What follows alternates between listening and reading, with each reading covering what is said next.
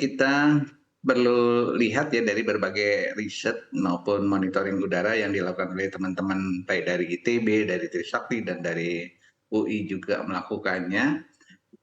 Sebenarnya kan sudah banyak disebutkan ya, karena polusi udara itu dinamis. Nah, jadi 44% dari kendaraan bermotor itu sebetulnya bagian dari range ya. Jadi kira-kira ya 40-an persen sampai mungkin 70-80% ya dari kendaraan bermotor. Kendaraan bermotor itu sumbernya adalah kualitas bahan bakar yang masih masih rendah kualitasnya ya. Nah, sehingga banyaknya kendaraan bermotor akan banyak polusinya. Terus kemudian kalau disebutkan 34% dari PLTU ya ini yang perlu dicermati ya karena PLTU ini jaraknya kan lumayan jauh ya dari Jakarta ya. Memang ada satu dua yang dekat. Terus kemudian sifat polusi udara itu kan dinamis. Jadi tergantung arah angin, kecepatan angin gitu. Sehingga perlu dicermati lagi ya proporsi yang disumbangkan oleh batu bara itu apa iya sebesar itu.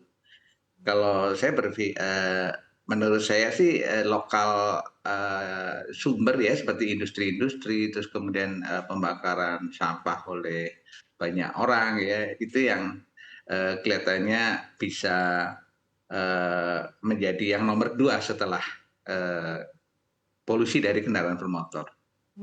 Baik, berarti, Prof. Budi Anda menegaskan bahwa kalau disebutkan penyebabnya ini adalah PLTU, kemungkinan, bukan karena PLTU letaknya jauh dari Jakarta ya, Pak, ya. Dan bicara PLTU soal juga PLTU juga berkontribusi, tapi untuk melihat apakah betul sebesar 34% ini yang masih masih dipertanyakan ya. iya. Saya kira nggak akan seperti itu.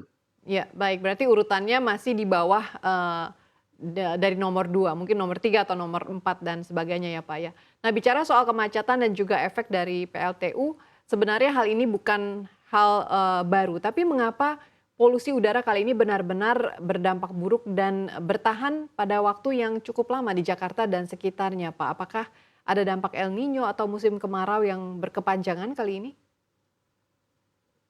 Oke, sebenarnya gini, polusi udara di Jakarta ini cukup tinggi sudah lama ya.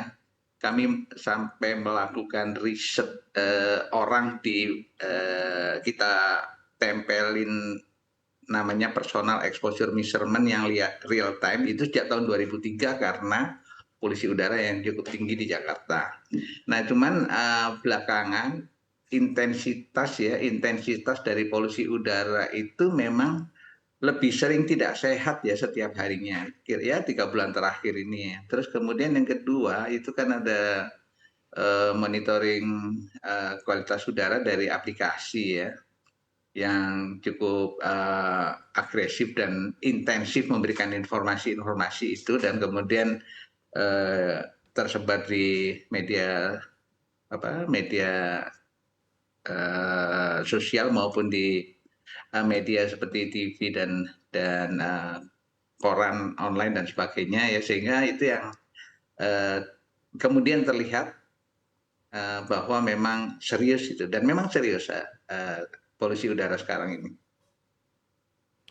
Baik, Prof. Budi, Presiden memerintahkan, untuk fokus pada penanganan, polusi udara termasuk juga law enforcement. Nah, terkait hal ini KLHK sudah mengidentifikasi ada 161 perusahaan sebagai sumber polusi udara, di mana 11 diantaranya sudah ditindak dan diberikan sanksi administratif. Apakah menurut Anda ini, cukup memberikan efek jerah?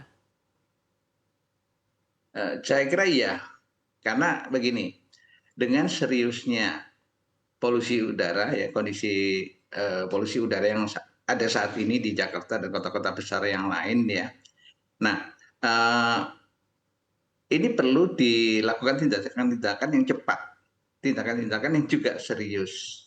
Ya. Nah, terhadap sumber-sumbernya, sudah barang tentu apapun yang dilakukan untuk mengurangi emisi yang dikeluarkan oleh sumber-sumber tadi ya, dari kendaraan bermotor, jumlah kendaraan mestinya harus dikurangi juga bersamaan dengan seperti sekarang ini ada law enforcement pada industri-industri yang mengeluarkan emisi.